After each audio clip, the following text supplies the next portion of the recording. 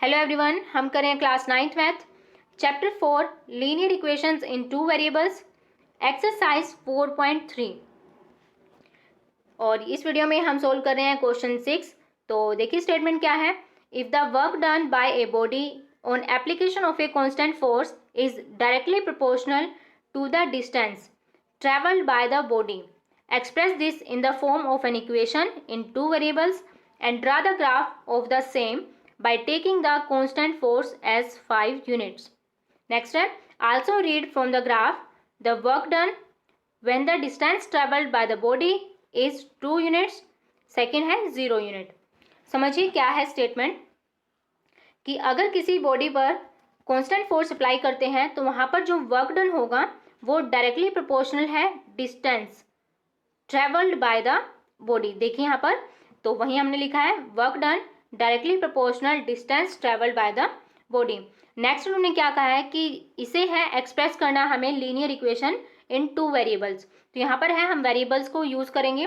देखिए work done को अगर हम y रखते हैं और देखिए डिस्टेंस को अगर हम यहाँ पर x वेरिएबल से रिप्रेजेंट करते हैं तो कुछ इस तरीके से हम इसको लिखेंगे कि work done directly proportional to distance. अब देखिए यहाँ पर जैसे हम यहाँ पर प्रोपोर्शनल जो है हमारे पास सिंबल को हटाते हैं तो उसके लिए हमें यहाँ पे प्रोपोर्शनलिटी कांस्टेंट को लिखना होगा। तो देखिए किस तरीके से y इज इक्वल टू यहाँ पर हम कांस्टेंट लिख रहे हैं के एक्स। तो देखिए हमने यहाँ पर इक्वेशन को फॉर्म कर दिया है। अभी देखिए आप हैं इस इक्वेशन को कंपेयर कर सकते हो वर्क डन का जो हमारे पास रिलेशन होता है। देखिए क्या होता है वर्क डन होता है is equal to force into displacement. इस तरीके से यहाँ पर देखिए आप कंपेयर कीजिए कि हमारे पास क्या है वर्क डन y और देखिए यहाँ पर जो डिस्प्लेसमेंट है या फिर डिस्टेंस है वो है हमारे पास x वेरिएबल हमने उसके लिए यूज़ किया है और फोर्स के लिए हमारे पास क्या है यहाँ पर k। तो देखिए यहाँ पर इक्वेशन हमारे पास आ चुकी है सिमिलर वे से। तो अब नेक्स्ट देखें कि इन्होंने कहा है कि कॉन्स्टेंट फोर्स क्या रखना है हमें यहाँ पर 5 यूनिट्स। कॉन्स्टेंट फोर्स यानी कि देखिए फोर्स को और यहाँ पर आप कॉन्स्टेंट को कंपेयर करोगे तो यहाँ पर क्या है हमारे पास k। तो देखिए यहाँ पर हम k की वैल्यू क्या आ जाएगी हमारे पास 5। तो k की वैल्यू को 5 हम यहाँ पर पुट करेंगे इक्वेशन में। तो देखिए यहाँ पर क्या होगी equation y is equal to 5x। k यहाँ पर कांस्टेंट फोर्स को रिप्रेजेंट कर रहा है और कांस्टेंट फोर्स हमें दिया हुआ यहाँ पर 5 यूनिट्स। तो उसी की जगह पर हमने यहाँ पर 5 को प्लेस कर दिया है। अब देखें हमारे पास है फाइनल इक्वेशन आ चुकी है y is equal to 5x। Next क्या करना है, इसके लिए हमें यहाँ पर ग्राफ प्लॉट करना है और ग्राफ के लिए हमें क्या चाहिए यहाँ पर इक्वेशन के सॉल्यूशंस चाहिए। इक्वेशन के सॉल्यूशंस यानी कि एक्स वाई पेयर्स हम यहाँ पर फाइंड आउट करेंगे और फिर उसको है हम यहाँ पर ग्राफ पर प्लॉट करेंगे। नेक्स्ट इन्होंने कहा है जो कि यहाँ पर ग्राफ की हेल्प से हमें यहाँ पर वर्क डन फाइंड आउट करना है अगर डिस्टेंस 2 यूनिट्स है या फिर 0 यूनिट्स है। तो देखिए यहाँ पर हर एक स्टेप को हम कैसे लिखेंगे और कैसे इसको सोल्व करेंगे। देखिए यहाँ पर आपको हर एक स्टेप को इस तरीके से लिखना होगा। वर्क डन है सबसे पहले y हमने कंसिडर कर लिया और डिस्टेंस को x। नेक्स्ट जो हमारे पास था कांस्टेंट फोर्स 5 यूनिट्स और नेक्स्ट है कि जो स्टेटमेंट में दिया कि work done by the body is directly proportional to distance. तो वही यहाँ पर लिखा है y is directly proportional to x। और यहाँ पर जैसे हमने प्रोपोर्शनल को हटाते हैं तो उसके लिए k कांस्टेंट यूज किया तो हमारे पास है y इज इक्वल टू के एक्स। नेक्स्ट है k हमारे पास प्रोपोर्शनलिटी कांस्टेंट है और उसकी वैल्यू क्या है हमारे पास 5 यूनिट्स। तो हमने है पुट किया और हमारे पास इक्वेशन आई y is equal to 5x। तो अब नेक्स्ट है यहाँ पर कि हमें इक्वेशन के सॉल्यूशंस चाहिए तो उसके लिए हम इक्वेशन के अंदर x की वैल्यू को पुट करेंगे और y की वैल्यू को यहाँ पर फाइंड आउट कर लेंगे।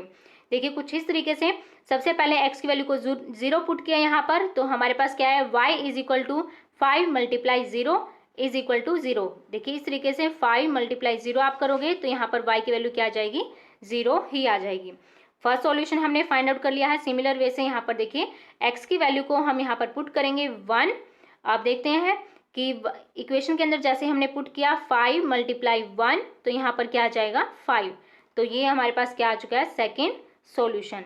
अब सिमिलर वे से यहाँ पर थर्ड सॉल्यूशन भी हम फाइंड आउट करेंगे। देखिए इस तरीके से यहाँ पर हम पुट करेंगे x की वैल्यू 2। तो देखिए y is equal to 5 multiply 2 is equal to 10। तो यहाँ पर देखें कि हमने है 3 सॉल्यूशंस फाइंड आउट कर लिए हैं। फर्स्ट है हमारे पास a 0 0, सेकंड b 1 5 और c है 2 10। यहाँ पर है 3 सॉल्यूशंस। आप देखें यहाँ पर सॉल्यूशंस को फाइंड आउट करने के बाद हमें है ग्राफ प्लॉट करना है। तो ग्राफ प्लॉट करने के लिए देखिए हम क्या करेंगे, यहाँ पर हम है यहाँ पर simply X Y coordinate axis है जो उसकी हेल्प लेंगे। कुछ इस तरीके से आप यहाँ पर देख सकते हो ग्राफ के अंदर है, हमने है एक्स वाई एक्सिस को प्लॉट करना है सेम इंटरवल को रखते हुए। इस तरीके से आप यहाँ पर प्लॉट करोगे और जैसे ही जो भी आपके पास पॉइंट्स है हर एक पॉइंट को यहाँ पर ग्राफ पर प्लॉट करोगे जैसे यहाँ पर रिप्रेजेंट किया हुआ है। अब यहाँ पर देखें कि एक मोस्ट इंपॉर्टेंट बात है कि हमें है यहाँ पर कि जो एक्स एक्सिस है हमारे पास वहाँ पर हम रखेंगे डिस्टेंस ट्रेवल। देखिए इस तरीके से यहाँ पर हमारे पास क्या है, एक्स की वैल्यू को रखेंगे डिस्टेंस ट्रेवल जो होगी, और जो वाई एक्सिस है वहाँ पर हम रखेंगे वर्क डन को। तो इस तरीके से आप देखें यहाँ पर कि 2 यूनिट्स हमने एक्स की वैल्यू को रखा है, तो वर्क डन यानी कि वाई की वैल्यू क्या आती है हमारे पास 10 यूनिट्स। आप यहाँ पर चेक कर सकते हो ये जो पॉइंट है हमारे पास, तो इस तरीके से हमें फर्स्ट पॉइंट का यहाँ पर आंसर मिल जाएगा। नेक्स्ट है कि अगर डिस्टेंस ट्रेवल क्या है 0 यूनिट्स है, तो देखिए कि अगर x की वैल्यू यानी कि डिस्टेंस, मैंने आपको बताया कि x एक्सिस पर आपको डिस्टेंस ट्रैवल को फाइंड आउट करना है, तो 0 रखते हैं तो यहाँ पर y की वैल्यू क्या आती है 0, यानी कि फोर्स वर्क डन भी क्या हो जाएगा यहाँ पर 0 यूनिट्स। तो इस तरीके से आप यहाँ पर ग्राफ से कंपेयर कर सकते हो, आपके पास ग्राफ आ जाएगा इस तरीके से, और हर एक स्टेप को आपको ऐसे ही लिखना है और यहाँ पर इस तरीके से आप इसको सोल्व करोगे। नेक्स्ट क्वेश्चन है हमारे पास क्वेश्चन 7।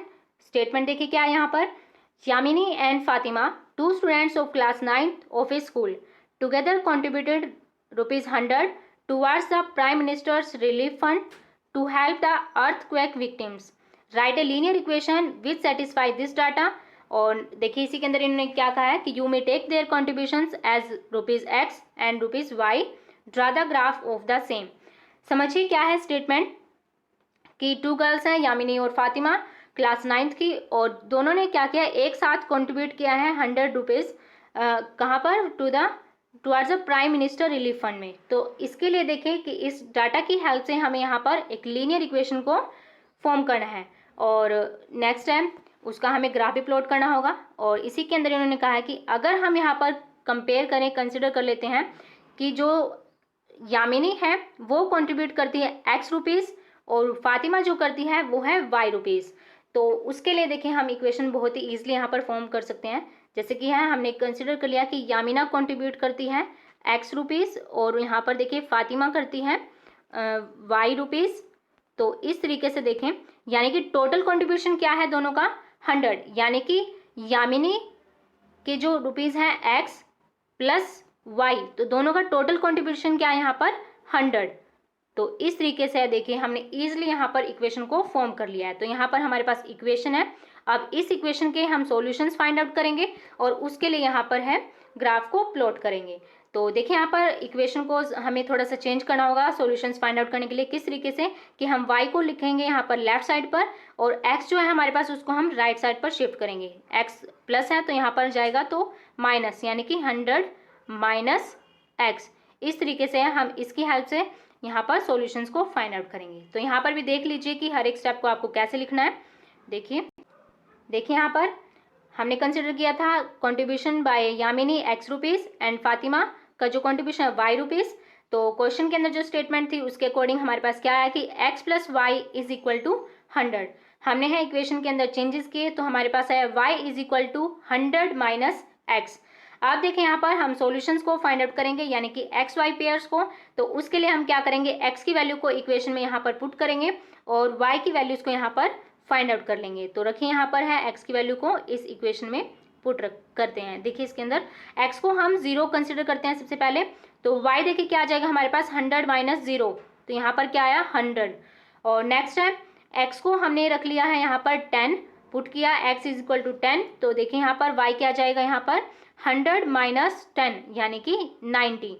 नेक्स्ट है x की वैल्यू को हम रख रहे हैं यहाँ पर 20, तो उसके अकॉर्डिंग y क्या आ जाएगा हमारे पास 100 माइनस 20 इज इक्वल टू 80। तो देखिए यहाँ पर हमने है 3 सॉल्यूशंस फाइंड आउट कर लिया है इक्वेशन के लिए, 0 100, b 10 90, c हमारे पास 20 80।